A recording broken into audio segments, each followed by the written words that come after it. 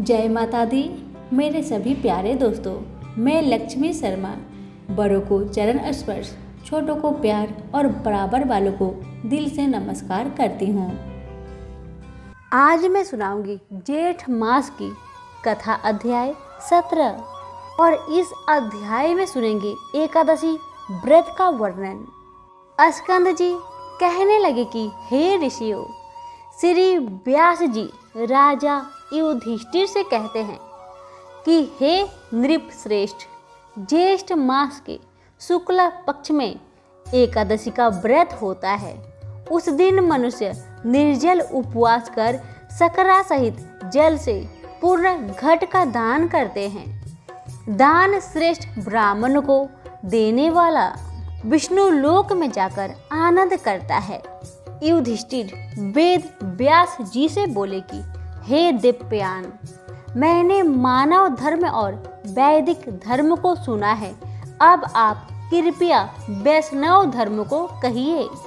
व्यास जी कहने लगे कि हे राजन, आपने मानव धर्म और वैष्णव धर्म को सुना है, वे सब कलयुग में शक्ति से असाध्य है, इसलिए सुख से करने योग्य थोड़ा खर्च अल्प कलेश महान फलदायक है तथा समस्त पुराणों का जो सारभूत है वह मैं तुमसे कहता हूँ।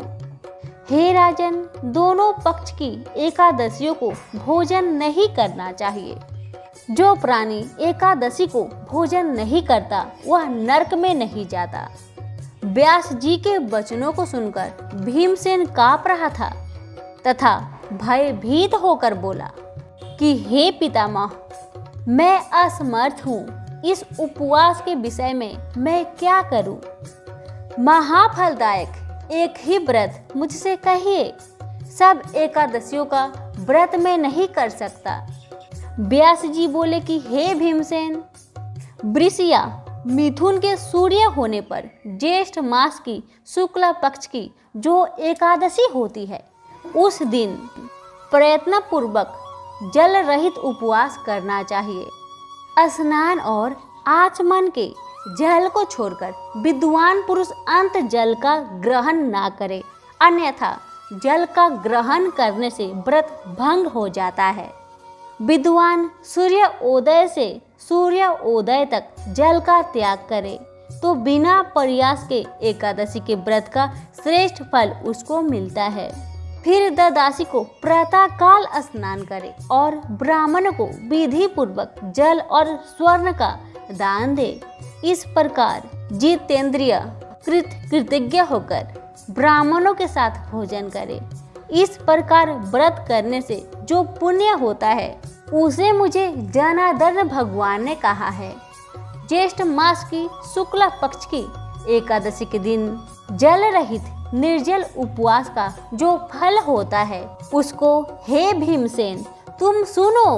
समस्त दान देने से जो पुण्य, सब तीर्थों में स्नान करने से जो पुण्य, समस्त हवन आदि करने से जो फल होता है वह पुण्य ज्येष्ठ शुक्ला एकादशी के दिन उपवास करने से हो जाता है। हे वृकोदर, वर्ष के अंदर शुक्ल तथा कृष्णा पक्ष की जितनी एकादशी होती है वे सब उपवास करने के योग्य है, इसमें कोई संदेह नहीं है। वे सब एकादशी धन्य धान्य पुण्य पुत्र और आरोग्य को देने वाली है। हे नरव्याघ, उन दिनों में उपवास करने से उस वक्त फल देती है, यह मैं तुमसे सत्य कहता हूँ।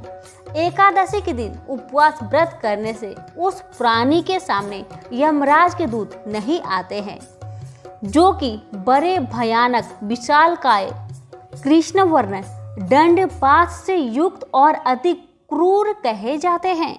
एकादशी की व्रत करने वाले जो वैष्णव है उनको अंत समय में बैकुंठ को ले जाने के लिए पीताम्बरी सभ्य स्वभाव चक्रधारी और मन के समान वेगशाली विष्णुदूत वहां आते हैं और उसको बैकुंठ में ले जाते हैं। इसलिए सब उपायों में एकादशी का जल रहित व्रत करने तथा जल और धेनु दान देने से प्राणी सब पापों से मुक्त हो जाते हैं। हे नृपश्रेष्ठ, ज्येष्ठ मास के शुक्ला पक्ष की एकादशी को निर्जल उपवास कर अन्न और शर्करा रहित जल पूर्ण घट का दान श्रेष्ठ ब्राह्मण को देकर प्राणी तीनों पापों से छूट जाता है और विष्णु लोक में जाकर विष्णु भगवान के समीप रहकर आनंद करता है। यहीं पर हमारी ज्येष्ठ महात्म्य एकादशी व्रत का वर्णन 17वां अध्याय समाप्त होती है। सभी बोले विष्णु भगवान की जय हो।